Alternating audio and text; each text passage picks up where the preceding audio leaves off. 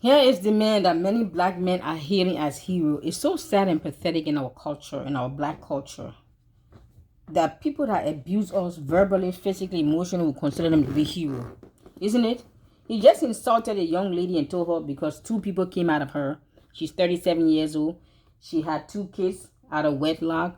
And she decided to change her mind and have an awakening, an epiphany to turn her life around and remain celibate until she find the right person. He's encouraging her to go out and give it up in order to find a man, to keep a man. But he forgot to realize that she did give it up, and he gave her two kids, and she's unmarried with two kids. He didn't listen properly, and you guys who listen to him, follow him, you didn't listen properly.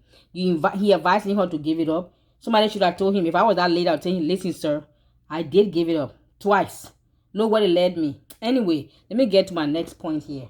He just told the next lady that she's too fat or something.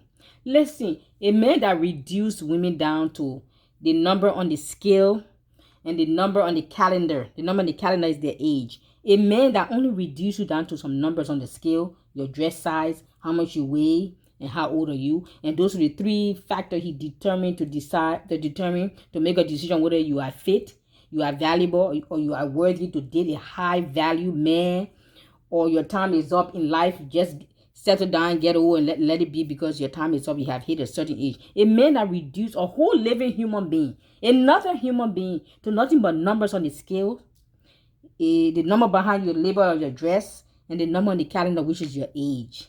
And this is the man that people are hailing, especially black men are hailing as heroes. Does anybody know the definition of hero? Or we, the black race, we are so emotional, so sentimental that we don't think with our head, we think with our heart, which is called emotions and sentiments, that we allow somebody like this to say I don't know whose hero he is because he ain't mine.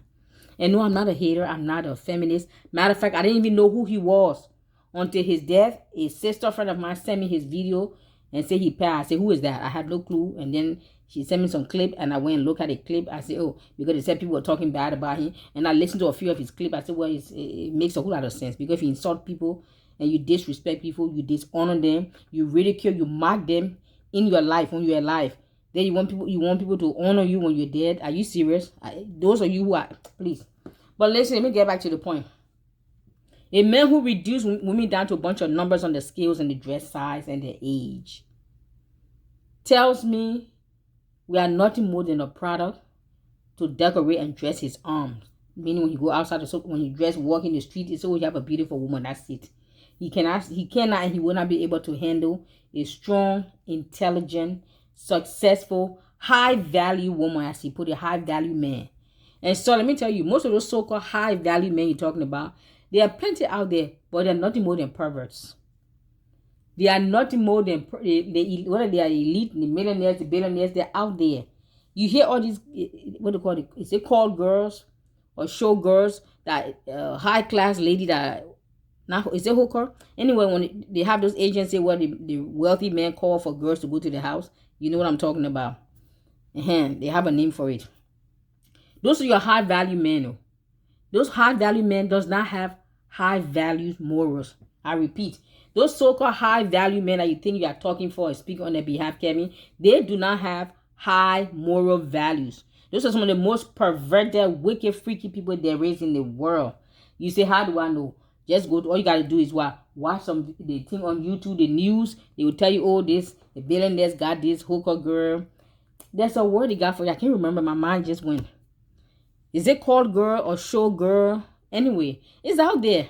Just look for the videos. But the point I'm making here is, your high value men that you are recruiting for, Kevin, or you think you are speaking on their behalf, they don't have high moral values.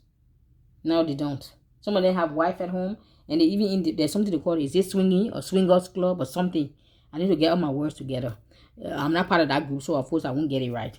But you get my point. It's so sad that Kevin used to tell these women, you will die alone. You will die alone. You will die alone. You will die alone. And look how he died. Sad, sad, sad. Not even in his own bed, not even in his own house, not even around family members and friends, but in the hotel room, a total stranger. And you guys, and this man came to be a relationship guru and gave me advice that did not even work for him. He's twice divorced, and had a new girlfriend that's half his age every few months, that he had to use Viagra to get his business on. That's how kind of Viagra stopped his heart in the hotel room. But you're not going to talk about that part. Okay, so he Mr. High Value Man have all this advice about relationship, how to snag a man and keep a man, but none of those advice seem to work for him. So if his own relationship advice did not work for him, what make him think it will work for people who call into his show? What make his so-called followers think that if it didn't work for him, it will work for them?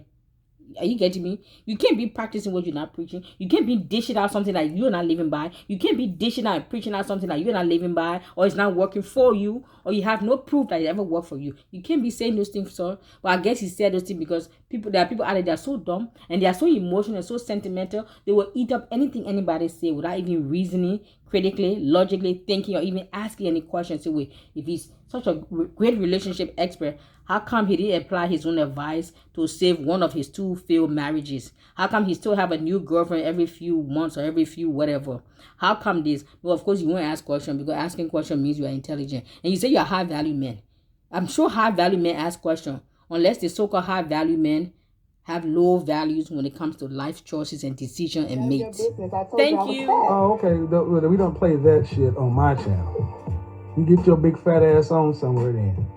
I don't deal with you big sassy ass broads with 2 kids. Talking about celibate?